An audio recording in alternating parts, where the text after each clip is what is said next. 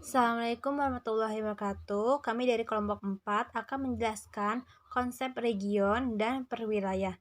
Sebelumnya, perkenalkan, nama saya Isna Maulida. Saya Vela Takiholi Sunada. Pengertian region dan konsepnya memiliki dua pemahaman, yaitu landscape dan landscape.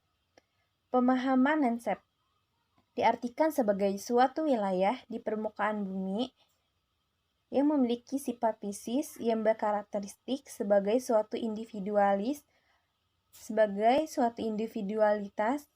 tertentu yang dapat dibedakan dari wilayah lain di sekitarnya. Pemahaman landscape berarti bentuk luar dari permukaan bumi di bawah atmosfer atau dapat disebut permukaan bumi. Pengertian landscape dapat dipandang sebagai objek material wilayah yang terbatas atau dapat dikatakan sebagai suatu bentang alam dan bentang budaya. Lalu selanjutnya, konsep region menurut Sumat Madja 1988. Region berarti suatu wilayah yang memiliki karakteristik tertentu yang khas yang membedakan diri dari region-region lainnya. Region ini memiliki ukuran yang bervariasi dan dapat meliputi wilayah yang sangat luas maupun wilayah terbatas. Akan menjadi dua, yaitu region internasional dan region nasional. Pengertian dari region internasional yaitu region dapat meliputi beberapa negara yang mempunyai kesatuan alam dan kesatuan manusia. Misalnya, wilayah Asia Tenggara, wilayah Asia Timur, wilayah Amerika Utara, Amerika Latin, Eropa Barat, Eropa Timur, dan sebagainya. Sedangkan pengertian dari region nasional yaitu region merupakan sebagian dari negara tetapi bagian tersebut mempunyai kesatuan alam dan kesatuan manusia. Misalnya, pantai timur Sumatera, pantai utara Jawa, daratan tinggi Bandung, dan sebagainya. Yang kedua ada konsep wilayah. Konsep wilayah terbagi menjadi 4, yaitu 1. Uniform region.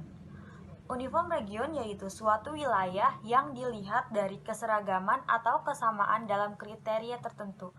Contohnya adalah tambak, perkebunan sawit, wilayah hutan bakau, dan lain sebagainya. 2. Ada modal region. Modal region yaitu wilayah yang dalam banyak hal diatur oleh beberapa pusat kegiatan yang saling berhubungan dengan garis melingkar. Contohnya seperti wilayah Jabodetabek, wilayah bandara, wilayah pelabuhan, dan lain sebagainya. 3. Generic region. Generic region yaitu klasifikasi wilayah berdasarkan jenisnya, bukan berdasarkan fungsinya. Contohnya adalah wilayah tropis, wilayah pantai, wilayah hutan hujan tropis, dan lain sebagainya. Yang keempat ada spesifik region. Spesifik region yaitu klasifikasi wilayah berdasarkan pada kekhasan daerah dengan ciri karakteristik khusus, seperti lokasinya, adat istiadat, bahasa, penduduknya, atau lain sebagainya. Contohnya seperti wilayah Asia Timur, wilayah Asia Tenggara, wilayah Indonesia bagian barat, dan wilayah Indonesia bagian tenggara. Yang ketiga ada pengertian wilayah dan jenisnya. Wilayah adalah bagian atau daerah di permukaan bumi yang dibatasi oleh kenampakan tertentu yang bersifat khas dan membedakan wilayah tersebut dengan wilayah lainnya. Jenis wilayah dibedakan berdasarkan 1. Jenis tanahnya atau unsur fisik. Kita akan menemukan kawasan tanah gambut yang selalu terbakar pada musim kemarau seperti yang terjadi di Kalimantan. Yang kedua ada jenis bahasa atau unsur sosial. Kita pun akan menemukan berbagai wilayah yang berbeda. Daerah yang menggunakan bahasa Jawa akan membentuk wilayah berbeda dengan daerah yang berbahasa Sunda. Setiap tempat mempunyai kekhasan masing-masing, baik yang dapat diamati secara langsung maupun dari aspek-aspek administrasi sosial lainnya. Yang keempat adalah wilayah formal dan wilayah fungsional. 1. Wilayah formal. Wilayah formal adalah wilayah yang mempunyai beberapa persamaan dan memiliki ciri khas yang spesifik, juga batasan-batasan yang jelas. Contohnya seperti pegunungan, sungai, perkotaan, dan pedesaan, atau daerah hutan pesawahan dan padang rumput. 2. Wilayah fungsional. Wilayah fungsional adalah wilayah yang memperhatikan suatu kekompakan yang saling berhubungan, saling mempengaruhi, dan saling menguntungkan. Contohnya, kota besar seperti Jabodetabek dan Tokyo Metropolitan, dan juga desa-desa yang berfungsi untuk mendukung kegiatan di pusatnya itu. Yang ketiga ada kombinasi wilayah. Kombinasi wilayah formal dan fungsional sebagai klasifikasi ketiga merupakan wilayah perencanaan atau planning region.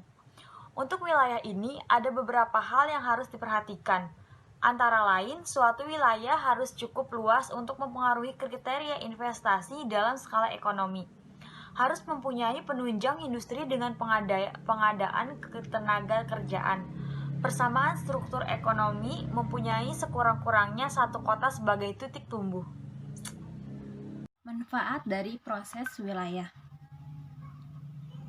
Menurut Johnson 1976, klarifikasi sering digunakan untuk dua manfaat dasar dalam dunia ilmu pengetahuan.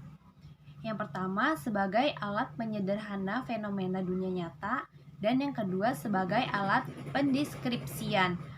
Mendeskripsikan fenomena termasuk menggambarkan hubungan antara manusia dengan sumber daya yang dimanfaatkan di permukaan bumi. Keberagaman dan perbedaan sumber daya serta perilaku dan cara-cara manusia memanfaatkannya dapat dijelaskan dan disederhanakan dengan mengklarifikasi perwilayahan. Contoh, mengidentifikasi wilayah formal dan fungsional. Wilayah formal.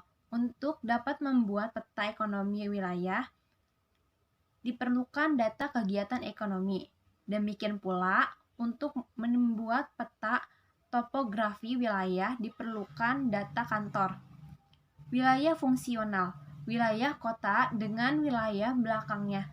Wilayah produksi dengan wilayah pemasarannya, dan sebagainya.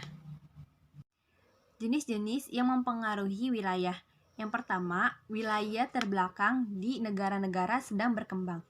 Kurang lebih 3/4 penduduk dunia terdapat di negara-negara sedang berkembang dan hidup di perdesaan, serta bekerja di bidang pertanian sebagai sumber penghidupan dengan karakteristik tekanan penduduk yang tinggi, sistem pertanian tradisional, masalah iklim, pendapatan rendah, dan lain-lain. Kegiatan terakhir ini lebih terpusat di kota-kota dengan kecenderungan pendapatan tinggi dan produktivitas tinggi, serta selanjutnya wilayah terbelakang di negara-negara berkembang. Di negara-negara berkembang, wilayah terkadang bervariasi dari suatu negara ke negara lainnya. Misalnya, wilayah-wilayah pertambangan yang telah habis depositnya dan juga karena berkurangnya permintaan akan barang-barang tersebut, atau minyak terhadap batu bara. Banyak wilayah tambang batu bara yang memang lokasinya terisolir telah ditinggalkan.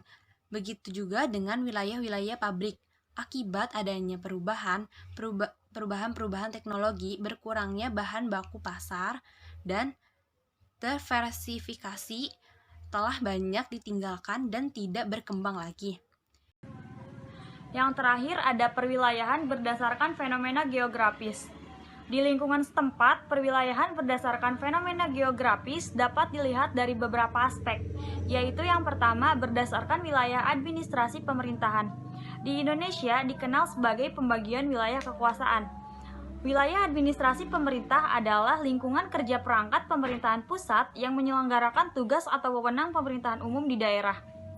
Contohnya seperti provinsi, kabupaten, kecamatan, desa, dan dusun. Yang kedua berdasarkan kesamaan kondisi. Di sini yang paling umum adalah kesamaan kondisi fisik atau wilayah iklim dan wilayah tanah. Contohnya, berdasarkan kesamaan fisik, Sumatera Utara pernah dibagi menjadi 3 wilayah, yaitu wilayah pantai timur, wilayah pegunungan, dan wilayah pantai barat. Yang ketiga, berdasarkan luang lingkup. Berdasarkan luang lingkup, adanya pengaruh ekonomi. perlu dibuat dahulu beberapa pusat pertumbuhan baik growth pole maupun growth center, lalu dibuat batasan-batasan pengaruh pertumbuhannya. Batasan pengaruh antara kota satu dengan kota lainnya hanya dapat dilakukan untuk kota yang punya ranking sama. Karena itu, untuk kota yang ranking yang berada di bawah, maka kota kecil itu sendiri berada di bawah pengaruh kota yang lebih besar.